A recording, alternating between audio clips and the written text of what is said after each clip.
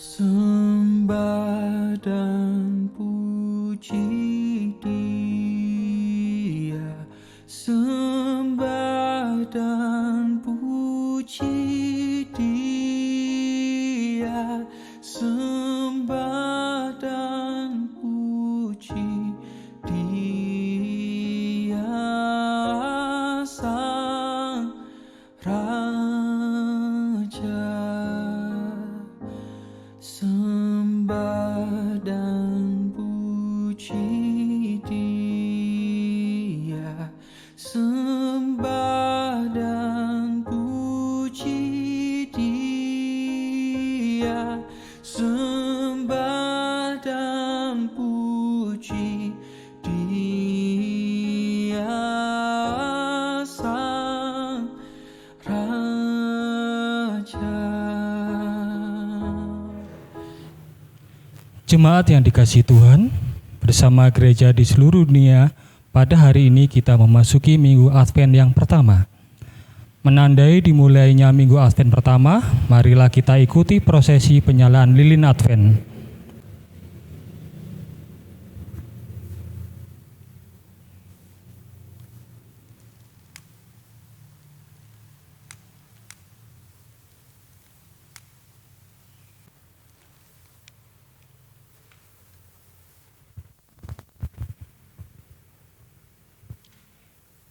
Lilin pertama simbol pengharapan, seperti sabda Nabi, taruh dari pangkal Isai akan terbit, dan ia akan bangkit untuk memerintah bangsa-bangsa, dan kepadanya lah bangsa-bangsa akan menaruh harapan.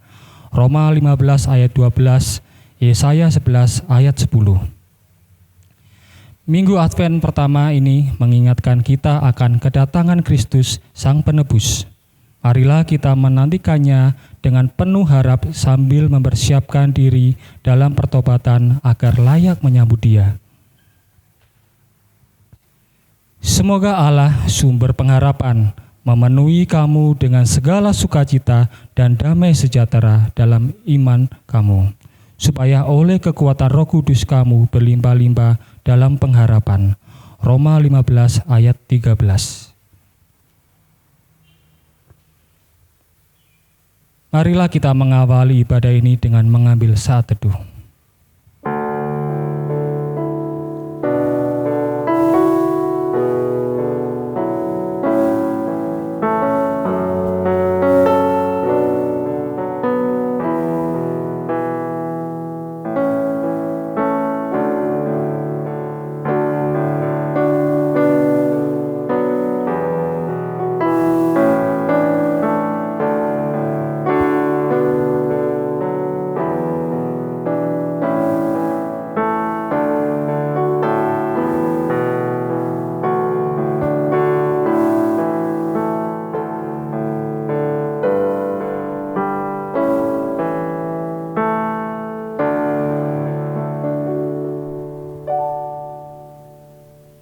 Mari kita bersama memulai ibadah ini dengan satu pengakuan bahwa pertolongan kita datangnya dari Allah Bapa pencipta langit dan bumi yang kasih setianya kekal untuk selama-lamanya.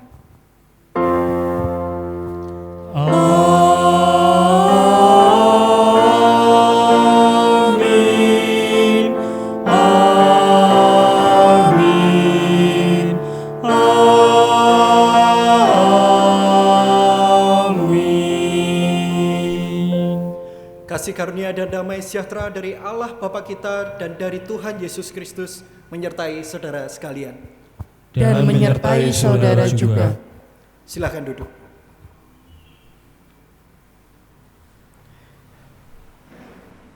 Tema kebaktian kita pada hari ini adalah berdoa dan berjagalah. Kita diajak untuk melihat ketidaklayakan kita di hadapan Tuhan, sehingga kita bisa tetap berpegang setia hingga hari Tuhan datang. Ayat yang menjadi dasar ibadah kita diambil dari Yohanes pasalnya yang ke-12, ayatnya yang ke-35 hingga ke-36 demikian. Kata Yesus kepada mereka, "Hanya sedikit waktu lagi terang ada di antara kamu. Selama terang itu ada padamu, percayalah padanya, supaya kegelapan jangan menguasai kamu. Barang siapa berjalan dalam kegelapan, ia tidak tahu kemana ia pergi. Percayalah kepada terang itu, selama terang itu ada padamu, supaya kamu menjadi anak-anak terang.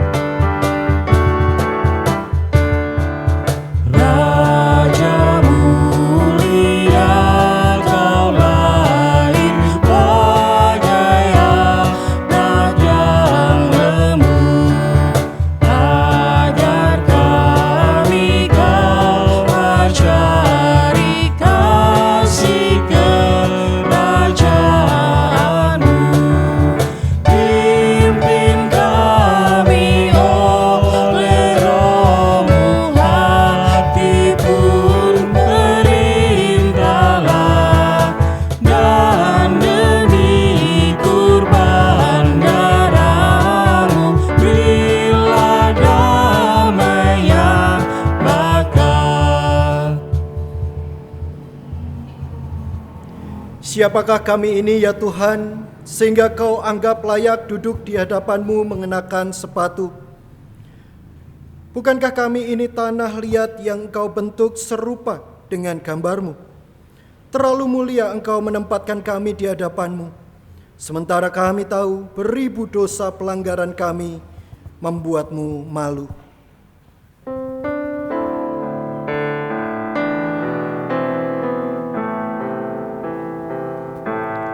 Di muka Tuhan Yesus betapa hina diriku, ku bawa dosa-dosaku di muka Tuhan Yesus.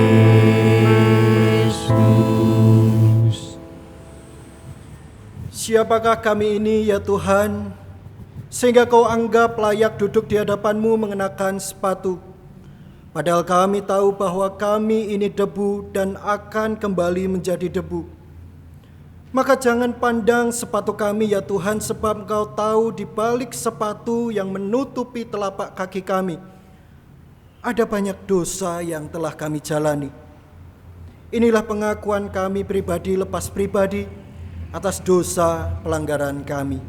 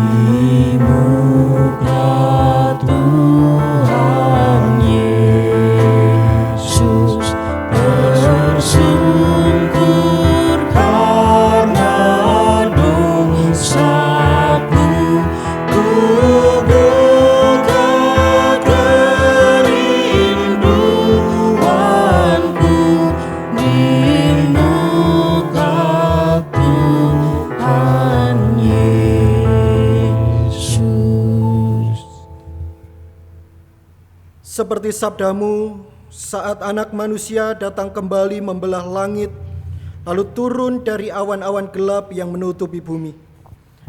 Saat semua itu terjadi, janganlah lupakan kami. Ya Tuhan, ampunilah dosa pelanggaran kami dan terimalah tobat kami.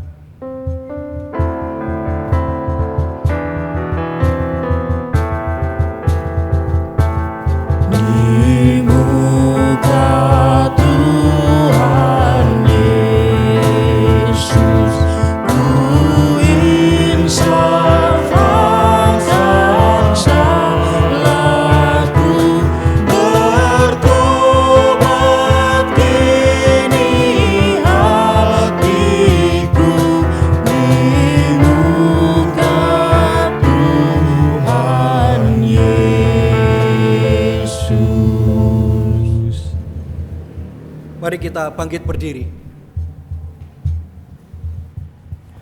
Bagi setiap kita yang dengan rendah hati mengakui dosanya di hadapan Allah, Tuhan memberikan berita anugerahnya demikian. Semoga Allah damai sejahtera menguduskan kamu seluruhnya, dan semoga roh, jiwa, dan tubuhmu terpelihara sempurna dengan tidak bercatat pada kedatangan Yesus Kristus Tuhan kita. Ia yang memanggil kamu adalah setia, Ia juga akan menggenapinya. Demikianlah berita anugerah dari Tuhan. Syukur kepada Allah.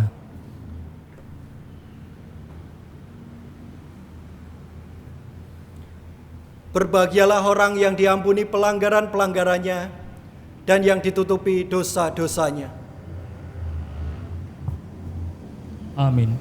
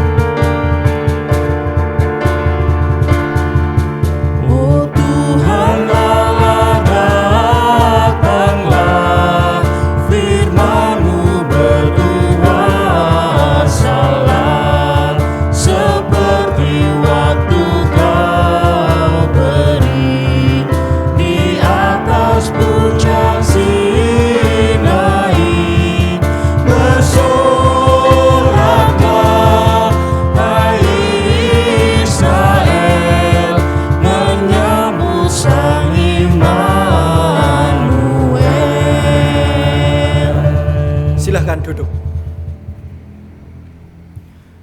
Mari kita bersama masuk dalam doa.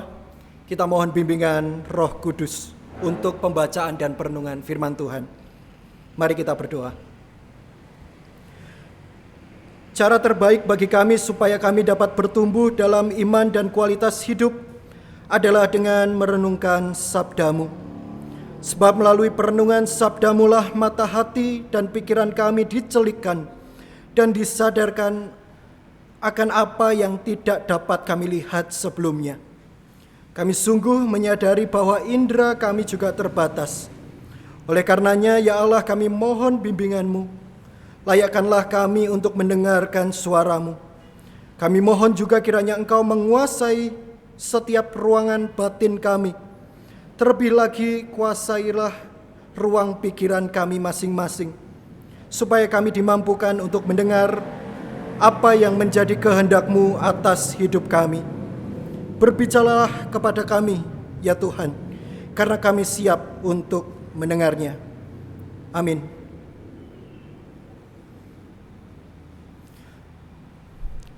Firman Tuhan pada hari ini diambil dari Markus pasalnya yang ke-13, ayatnya yang ke-24 sampai 37. Tetapi pada masa itu, sesudah siksaan itu, matahari akan menjadi gelap dan bulan tidak bercahaya, dan bintang-bintang akan berjatuhan dari langit, dan kuasa-kuasa langit akan goncang. Pada waktu itu orang akan melihat Anak Manusia datang dalam awan-awan dengan segala kekuasaan dan kemuliaannya. Dan pada waktu itu pun Ia akan menyuruh keluar malaikat-malaikatnya dan akan mengumpulkan orang-orang pilihannya dari keempat penjuru bumi, dari ujung bumi sampai ke ujung langit. Tariklah pelajaran dari perumpamaan tentang pohon ara. Apabila ranting-rantingnya melembut dan mulai bertunas, kamu tahu bahwa musim panas sudah dekat.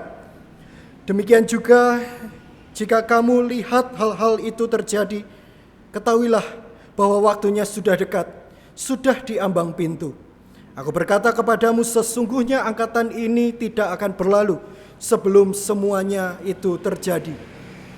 Langit dan bumi akan berlalu, tetapi perkataanku tidak akan berlalu. Tetapi tentang hari atau saat itu tidak seorang pun yang tahu. Malaikat-malaikat di surga tidak, dan anak pun tidak, hanya Bapa saja. Hati-hatilah dan berjaga-jagalah, sebab kamu tidak tahu bila manakah waktunya tiba. Dan halnya sama seperti seorang yang berpergian, yang meninggalkan rumahnya dan menyerahkan tanggung jawab kepada hamba-hambanya, masing-masing dengan tugasnya, dan memerintahkan penunggu pintu supaya berjaga-jaga. Karena itu berjaga-jagalah, sebab kamu tidak tahu bila manakah Tuhan rumah itu pulang, menjelang malam atau tengah malam, atau larut malam, atau pagi-pagi buta. Supaya kalau Ia tiba-tiba datang, jangan kamu didapatinya sedang tidur. Apa yang kukatakan kepada kamu, kukatakan kepada semua orang, berjaga-jagalah. Demikianlah Injil Yesus Kristus. Berbahagialah setiap kita yang membaca serta memelihara dalam kehidupan kita dalam sehari-hari.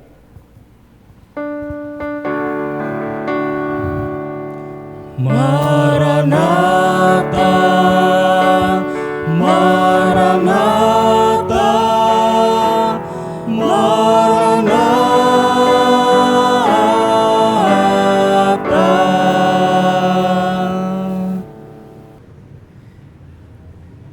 Shalom, selamat hari Minggu untuk kita semua. Selamat memasuki tahun yang baru untuk kita semua. Loh Pak, gak salah tuh, kok selamat tahun baru? Semalam ngelindur apa Pak? Tenang saja Bapak Ibu Saudara yang terkasih, saya saat ini dalam keadaan yang sehat, tidak lapar juga. Itu artinya saya mengucapkan kalimat ini dengan penuh kesadaran. Kalau begitu mengapa bisa tahun baru?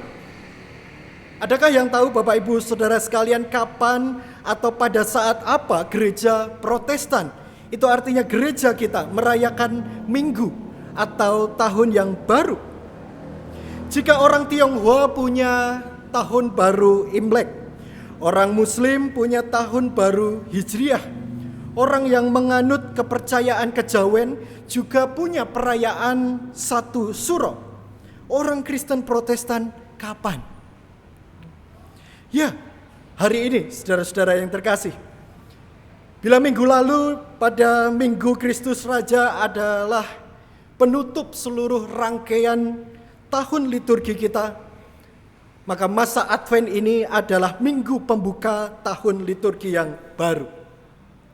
Bapak Ibu Saudara yang mengasihi dan dikasihi oleh Tuhan Yesus Kristus, saya ingin mengawali firman kita pada hari ini dengan terlebih dahulu bermain bersama dengan Bapak Ibu Saudara sekalian.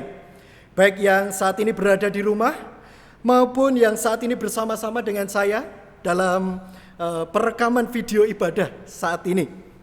Sebagian besar dari antara kita, apalagi anak-anak milenial atau barangkali Bapak Ibu Saudara yang cukup akrab dengan WhatsApp atau Facebook, tentu pasti tahu dan mengenal istilah emoticon. Emoticon ini adalah bentuk reaksi kita terhadap sesuatu yang mewakili perasaan kita ataupun respon kita. Bisa senang, bisa sedih, bisa marah, takut, bisa setuju atau tidak. Dan dalam kesempatan ini, saudara-saudara yang terkasih, saya akan menyebutkan beberapa kata secara satu persatu. Dan Bapak Ibu Saudara bisa meresponnya. Di rumah silakan. Meresponnya dengan jempol ke atas atau ke bawah. Saya tidak perlu tahu Bapak Ibu jawabannya apa, gitu ya. Tapi kita ikuti saja. Kalau ke atas, jempolnya ke atas berarti suka atau positif. Kalau ke bawah, ya, berarti sebaliknya kita tidak suka atau kita menganggap bahwa ini adalah sesuatu yang negatif. Saya juga minta tolong saudara-saudara yang ada di ruangan ini barangkali juga ikut, gitu ya. Secara spontan saja, tidak perlu berpikir keras, gitu ya. Seperti ujian nasional, saudara-saudara, tidak, gitu ya. Jadi langsung direspon saja. Siap ya? Saya menyebutkan beberapa kata. Saya mulai dengan kata yang pertama. Duit. Gini? Oh gini. Semuanya pada melek ya. Pada ke atas semua jempolnya. Lalu gajian. Oh gini semua ya. Yang ada di ruangan ini gini semua. Ke atas semua. Kata yang lain, rekreasi. Wah, semuanya suka rekreasi, gitu ya. Lalu hari libur, wah, semua jempol ke atas. Oke. Kata yang kelima, saudara-saudara, hari Tuhan. Oke, saya ganti ya. Kata-katanya saya ganti. Akhir zaman atau kiamat. Ayo. Jawabannya apa, Bapak Ibu? Mungkin di sini ada yang menjawab begini ya. Lebih banyak mana ya kira-kira ya? Bapak Ibu jawab begini atau begini? Ya. Ngeri-ngeri sedap ya. Ketika kita mendengarkan kata hari Tuhan atau kiamat, akhir zaman. Ada sebuah keinginan yang besar tetapi juga dibalut dengan ketakutan yang luar biasa. Keraguan yang luar biasa. Sama seperti misalnya saya berkata, Bapak Ibu mau apa enggak dipanggil Tuhan? Gini apa? Gini kira-kira. Gini? Sudah siap dipanggil Tuhan? Saya doakan loh Bapak Ibu. Kalau jawabannya begini, puji Tuhan kalau begini jawabannya. Banyak penggambaran yang dihayati oleh manusia mengenai hari Tuhan. Bapak Ibu Saudara yang hobi menonton film dari waktu ke waktu tentu sedikit banyak memahami bahwa banyak sekali film yang menggambarkan kiamat. Dan jumlahnya juga tidak sedikit. Dari semuanya bernada sama bahwa hari Tuhan adalah sesuatu yang mengerikan. Sesuatu yang mencekam. Semuanya mencekam. Keadaan bumi begitu porak-poranda, kekuatan alam yang begitu dahsyat menghancurkan dunia, kejahatan merajalela, penderitaan di mana-mana, kegelapan menyelimuti alam semesta dan sebagainya. Tak terkecuali saudara-saudara bangsa Yahudi. Apa yang dikatakan oleh Yesus dalam berbagai perumpamaannya mengenai hari Tuhan, itu bukanlah sesuatu yang baru bagi mereka. Yesus mengangkat sebuah perumpamaan atau penggambaran yang cukup populer dalam kalangan orang-orang Yahudi. Itu artinya saudara-saudara yang terkasih, perlu kita ingat bahwa Yesus di sini menceritakan mengenai kedatangannya yang kedua. Yesus tidak sedang memaparkan peta kehidupan kekal atau jadwal mengenai masa depan, saudara-saudara. Tidak. Ia hanya menggunakan bahasa atau gambaran yang sebenarnya dihayati, dikenal, dan digunakan oleh bangsa Yahudi semasa itu. Dan ada berbagai macam ketakutan, kekhawatiran manusia di zaman itu akan tanda-tanda akhir zaman. Bapak Ibu Saudara yang terkasih dalam nama Tuhan, kita juga melihat biasanya orang yang takut itu biasanya adalah orang yang siap atau tidak siap, Bapak Ibu. Tentu mereka adalah orang yang tidak siap. Sama seperti orang-orang bangsa Yahudi kala itu. Beberapa waktu yang lalu saya sempat bercerita dengan jemaat GKI Mojosari. Saya seringkali menggambarkan khotbah saya dengan beberapa hal. Dan ketika saya teringat mengenai hari Tuhan, saya langsung teringat dengan apa yang dialami oleh almarhum ayah saya. Almarhum ayah saya ini, saudara-saudara, dulunya adalah seorang guru. Bagi Bapak Ibu Saudara yang pernah pergi ke Kediri, ayah saya dulunya adalah seorang guru Petra sewaktu ia masih hidup. Sebagaimana guru yang lain, saudara-saudara, setiap guru ini memiliki ciri-cirinya masing-masing. Pun juga dengan ayah saya. Hal ini pernah saya ceritakan, saudara-saudara, dengan jelas ke jemaat GKI Mojosari. Ada 2 ciri yang sangat jelas dari sosok ayah saya. Ayah saya ini adalah sosok yang pertama adalah orang yang sangat disiplin, tegas, tetapi juga sekaligus orang yang bersahabat. Ayah saya ini bisa menjadi seorang yang sangat disiplin ketika di sekolah ada muridnya yang bandel, nakal. Dia berani untuk menindak secara tegas. Tapi di sisi yang lain, ayah saya juga bisa menjadi sosok yang ramah ketika bertemu dengan para muridnya, bahkan guyonan di kantin maupun di warung depan sekolah. Bapak Ibu Saudara yang berprofesi sebagai guru atau pengajar tentu tahu betul sulitnya menjadi orang yang tegas sekaligus bersahabat. Dan hal yang kedua, ciri yang kedua, saudara-saudara, ini yang ingin saya ceritakan yang berkaitan dengan perenungan kita hari ini.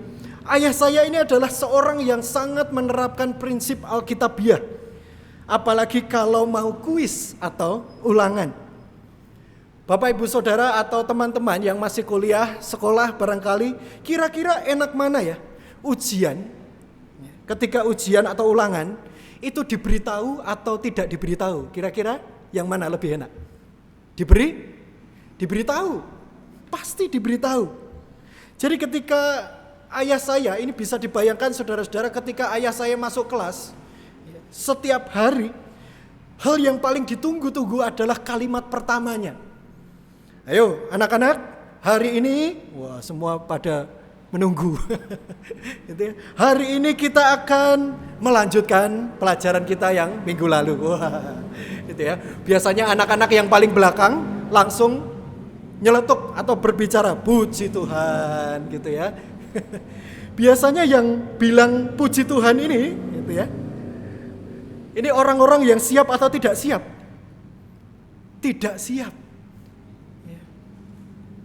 Namanya saja ayah saya, ini hanya Tuhan dan ayah saya yang tahu kapan ujian itu akan dilaksanakan. Sebelum selesai pelajaran 15 menit sebelum usai, ayah saya kemudian berkata, ayo anak-anak silakan bukunya dimasukkan ke dalam tas. Wah, gitu.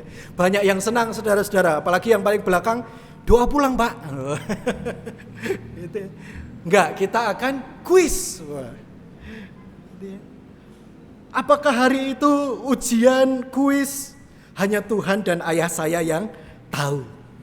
Dan ketika ujian itu dilaksanakan, ada pula orang-orang lain, anak-anak yang lain yang juga mengatakan, yes, puji Tuhan.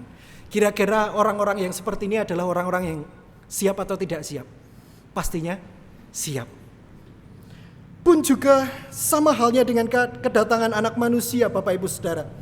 Karena berbagai alasan ketidaksiapan atau ketakutan yang berlebihan, kemudian manusia justru mengambil peran Allah. Sok tahu, menerka-nerka dengan hitungan manusia. Kalau orang Jawa biasanya mengatakan otak-atik gatuk. Kapan Tuhan datang? Kemudian dia juga mengajak banyak orang untuk datang kepada Tuhan dengan seluruh hartanya. Tinggalkan pekerjaanmu, tinggalkan keluargamu, dan sebagainya. Cilakanya tanggal prediksinya semua itu salah. Kalau sudah salah, Bapak Ibu Saudara yang terkasih, pendetanya melakukan apa? Paling mudah adalah klarifikasi, seperti orang Indonesia pada umumnya. Kalau bisa direvisi atau ditunda. Jadi yang bisa direvisi itu bukan hanya jadwal kuliah, jadwal sekolah, saudara-saudara. Hari Tuhan pun kalau perlu bisa direvisi atau bahkan ditunda kedatangannya. Dan yang terjadi adalah akhirnya kita juga melihat di luar sana ada salah seorang pendeta jemaat yang kemudian dilaporkan ke pihak kepolisian atas dasar tuduhan penipuan terhadap sesamanya. Saudaraku yang terkasih dalam nama Tuhan, di Alkitab kita memang dijelaskan bahwa anak manusia akan datang kembali dan ini bersifat pasti. Kedatangan Tuhan pasti akan terjadi. Tetapi Alkitab tidak pernah menjelaskan kapan waktunya. Alkitab tidak pernah meramalkan, menuliskan tanggal, bulan, tahun terjadinya atau hadirnya Tuhan atau penghakiman Allah atas manusia. Alkitab kita juga tidak pernah mengatakan di mana Dia akan datang. Alkitab kita tidak pernah mengatakan apakah Tuhan itu akan datang di Mojokerto, apakah Tuhan akan datang di Pacet, Trawas, Celaket, Desa Podo gitu ya misalnya ya. Tidak ada yang tahu. Namun sejarah membuktikan manusia selalu ingin tahu. Seperti halnya kita di masa kini, saudara-saudara, para murid pada waktu itu juga bertanya-tanya. Ketika kisah mereka dimulai dengan pembicaraan mengenai betapa kokohnya bait Allah yang mereka miliki. Dan Yesus menjawab bahwa tidak ada satupun bangunan itu yang nantinya tetap berdiri di atas batu yang lain. Semua akan sirna. Tak pelak kemudian para murid bertanya, bila manakah Tuhan Yesus semuanya itu akan terjadi? Apa tandanya Tuhan? Sekalipun sebenarnya ini adalah sebuah pertanyaan yang salah.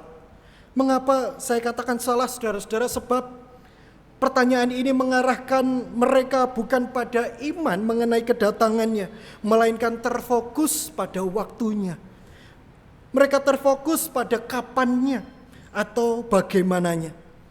Padahal pesan Yesus ini begitu jelas, saudara-saudara yang terkasih, bahwa semua itu, segala penderitaan itu barulah permulaan. Bahwa segala penderitaan manusia itu sudah terjadi, bukan hanya nanti, tetapi telah terjadi di masa lalu dan di masa kini. Ketika para murid hidup di masa depan mereka, tanda-tanda itu akan terus bermunculan. Tetapi itu bukanlah akhir dari dunia, Bapak Ibu Saudara yang terkasih, melainkan permulaan menjelang zaman baru. Intinya meskipun tanda-tanda itu ada, nampak jelas, namun kita sebagai manusia tidak dapat menentukan secara tepat kapan saatnya tiba.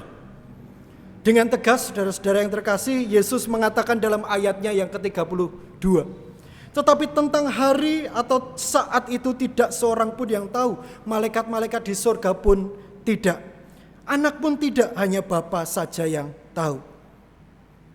Bapak Ibu Saudara yang terkasih, manusia tidak selalu bisa menerima bahwa dimensi Allah itu sangat berbeda dengan dimensi waktu manusia.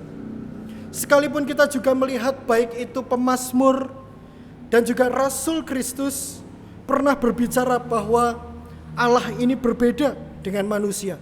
1000 hari bisa menjadi seperti 1 hari. Waktu 1 hari bisa menjadi seperti 1000 hari. Ada lagunya, saudara-saudara. Lebih baik 1 hari di pelataranmu daripada 1000 hari di tempat lain. Gitu ya. Sekalipun maksud ini, saudara-saudara, ini sebenarnya adalah membicarakan tentang betapa beruntungnya dan berharganya dekat melekat kepada Allah. Tetapi perumpamaan simbol ini ingin menegaskan apa, saudara-saudara, bahwa manusia tidak tahu kapan waktunya. Dan oleh karenanya itu tidak perlu dihitung-hitung. Pengharapan akan kehidupan yang penuh damai sejahtera seperti langit yang baru, bumi yang baru pada dasarnya merupakan kebutuhan yang baik. Bahkan menjadi harapan kerinduan setiap makhluk hidup. Oleh karenanya saudara-saudara, yang menjadi sedemikian penting di dalam perenungan kita saat ini bukan bila mananya, kapan waktunya, melainkan pesan dalam perikop selanjutnya, yaitu berjaga-jagalah. Yesus sungguh memahami bahwa tidak semua orang yang mengaku percaya kepadanya mampu bertahan dalam iman. Apa yang ingin firman ini katakan kepada kita, saudara? Saya ingin mengatakan bahwa hiduplah dengan sungguh hadir. Gembiralah dalam kegairahan dan spiritualitas yang bersifat merayakan di dunia. Dan bukan menghitung-hitung kehancuran dunia. Eling lan waspada boleh saja.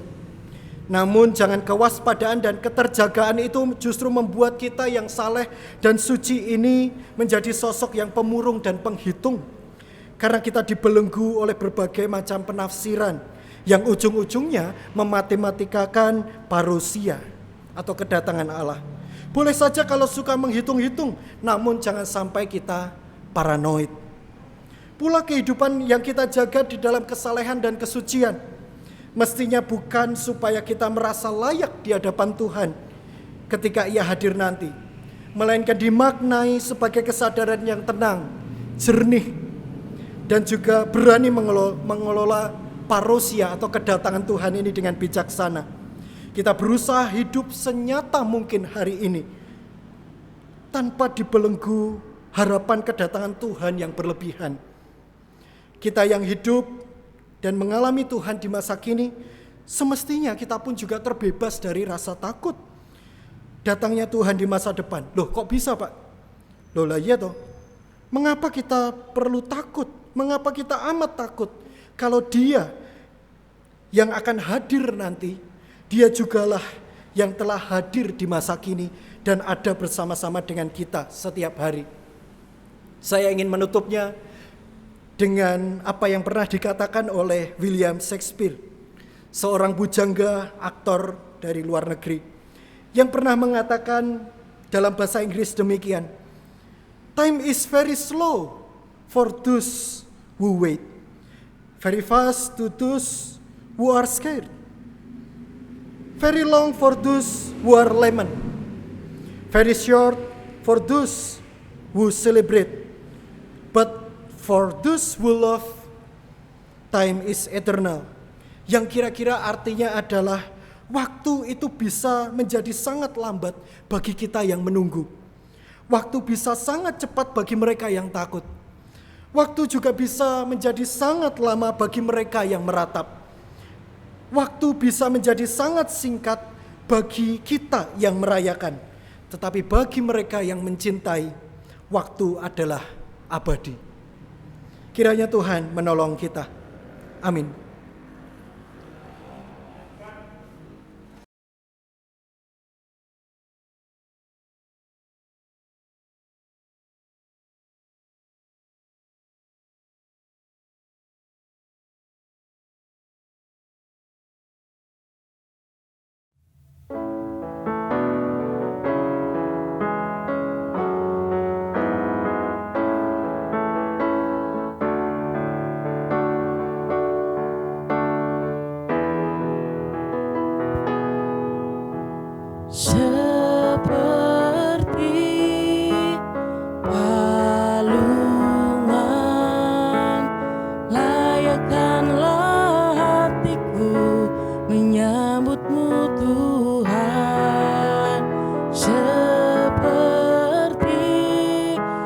emas, kemenyan dan mur, biar hidupku berkenan padamu.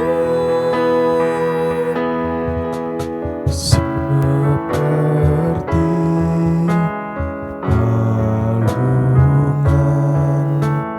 layakkanlah hatiku menyambutmu Tuhan.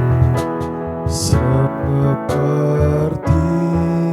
emas, kemenyan dan mur, biar hidupku berkenan padamu.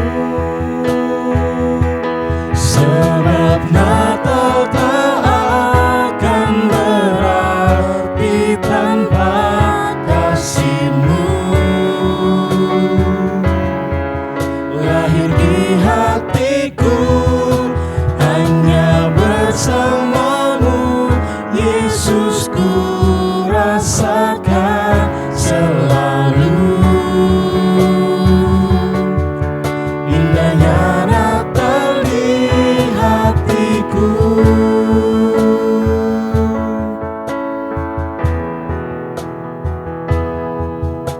Seperti alungan,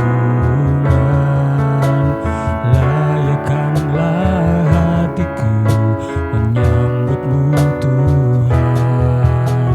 Seperti emas, kemenyan dan mur, biar hidupku berkenan padamu.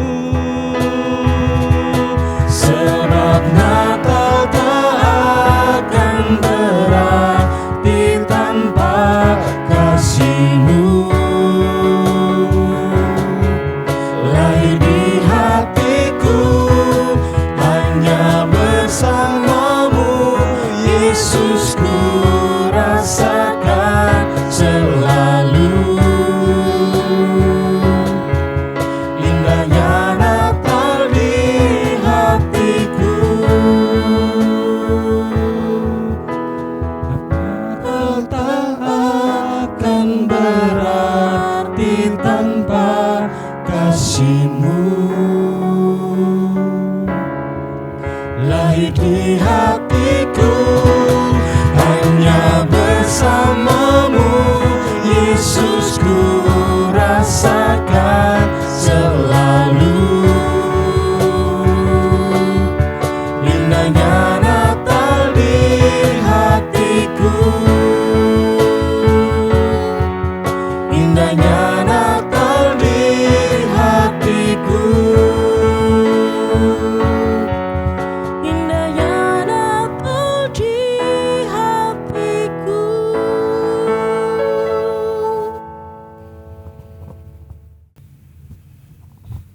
Dengan bangkit berdiri bersama umat Tuhan di sepanjang abad dan tempat, marilah kita mengucapkan pengakuan iman menurut pengakuan Imam Rasuli kita. Aku percaya kepada Allah, Bapa yang Maha Kuasa, Khalik langit dan bumi, dan kepada Yesus Kristus, Anaknya yang tunggal Tuhan kita, yang dikandung dari Roh Kudus, lahir dari anak darah Maria, yang menderita sengsara di bawah pemerintahan Pontius Pilatus, disalibkan, mati dan dikuburkan, turun ke dalam kerajaan maut. Pada hari yang ketiga, bangkit pula dari antara orang mati, naik ke surga, duduk di sebelah kanan Allah, Bapa yang Maha Kuasa, dan dari sana Ia akan datang untuk menghakimi orang yang hidup dan yang mati. Aku percaya kepada Roh Kudus, gereja yang kudus dan am, persekutuan orang kudus, pengampunan dosa, kebangkitan orang mati, dan hidup yang kekal. Amin. Dipersilakan duduk kembali. Mari kita bersama masuk di dalam doa syafaat.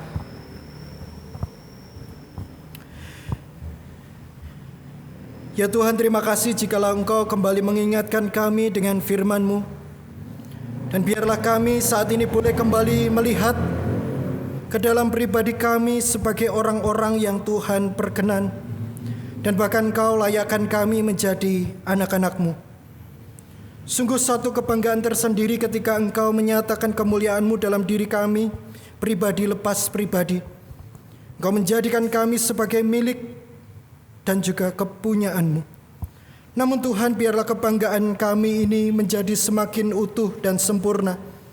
Manakala hidup kami diperbarui dan dalam diri kami hidup karakteristik Allah sesuai yang Tuhan perkenan.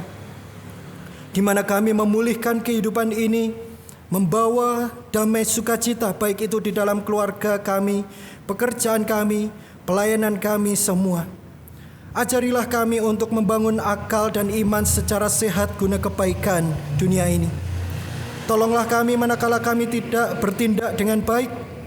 Ingatkanlah kami melalui Roh-Mu, supaya kami segera sadar akan kehendak-Mu. Dan biarlah Roh-Mu juga memampukan kami untuk menghasilkan buah-buah Roh. Saat ini ya Allah, dimanapun kami berada, kami ingin menyatukan hati kami masing-masing untuk berdoa bagi saudara-saudara kami yang sedang bergumul di dalam hidup mereka. Kami saat ini berdoa untuk saudara-saudara kami yang sakit maupun usia lanjut. Kami bersyukur Engkau menjadikan kami begitu baik adanya, dan Engkau tidak meninggalkan kami dalam kesesakan hidup. Oleh karenanya biarlah kemuliaan Tuhan juga nyata dalam diri mereka, di mana mereka juga dapat hidup sukacita, semangat, dan pengharapan di dalam Tuhan. Biarlah mereka juga dikuasai oleh kedamaian batin, ketentraman, supaya mereka pun merasakan ketenangan sebab Tuhan bersama mereka. Kami juga teringat untuk saudara-saudara kami yang sedang bergumul di dalam keluarganya. Hubungan yang barangkali selama ini berjalan dengan tidak harmonis, tidak baik.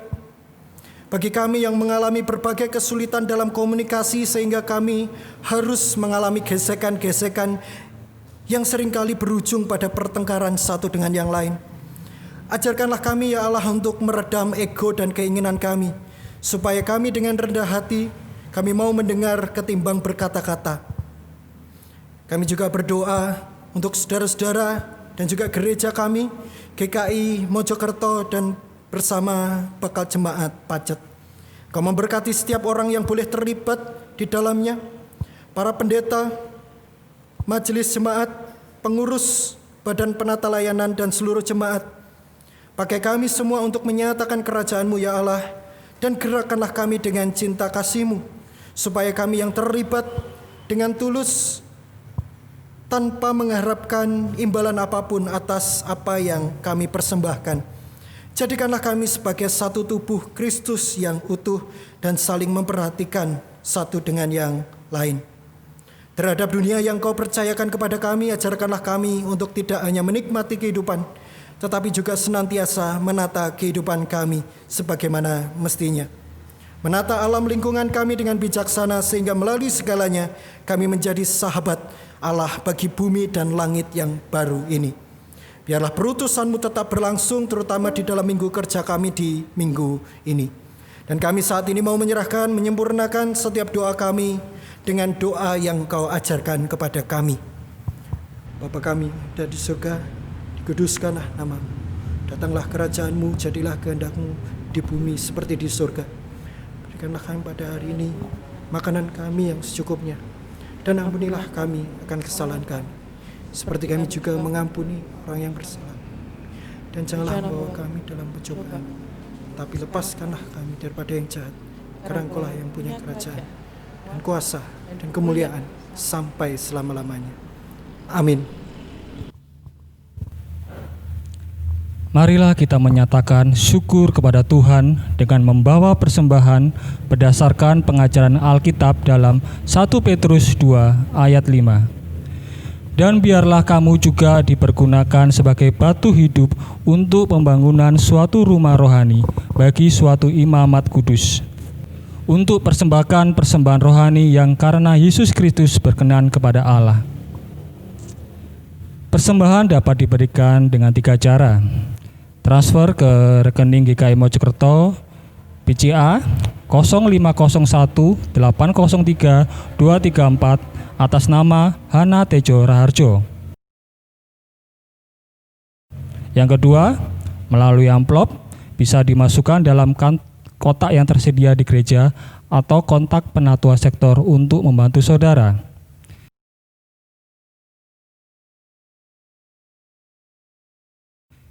Dan yang ketiga, scan kode QRIS seperti yang terlihat di layar saat ini. Scan QRIS bisa langsung melalui menu pembayaran online aplikasi Isaku, OVO, GoPay, Dana, Linkaja, dan semacamnya. Jemaat dipersilakan untuk bangkit berdiri. Kita masuk dalam doa persembahan. Tuhan yang bertata dalam kerajaan surga, pada hari ini kami membawa persembahan di hadapan-Mu ya Tuhan. Persembahan ini adalah ungkapan syukur kami atas berkat-berkat yang Kau berikan kepada kami. Berkat keluarga, kesehatan, materi, dan berkat-berkat dalam kehidupan kami ya Tuhan. Kiranya Kau memberkati persembahan ini ya Tuhan, supaya persembahan ini selalu menjadi bagian dari bergereja-Mu. Terima kasih Tuhan, inilah doa kami. Dalam nama Yesus Kristus kami berdoa dan mengucap syukur. Haleluya. Amin.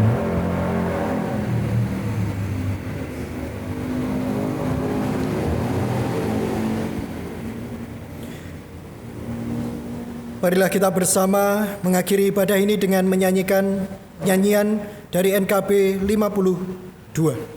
Hai orang yang beriman.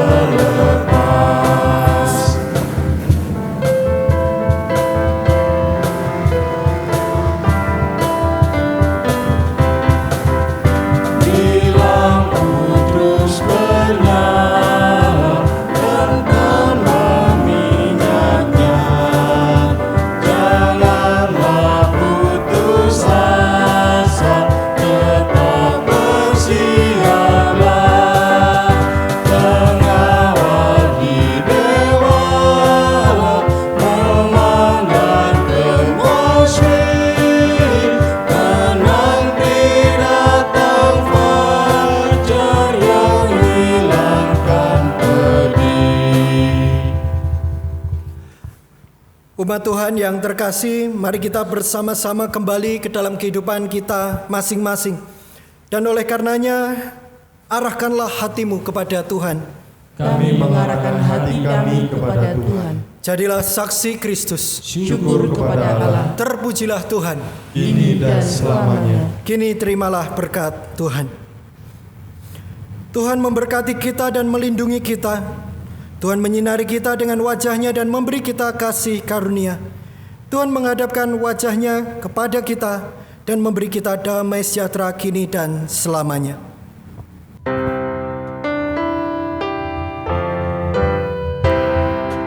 Maranatha, Maranatha, Maranatha, Maranatha, Maranatha. Amin, amin, amin.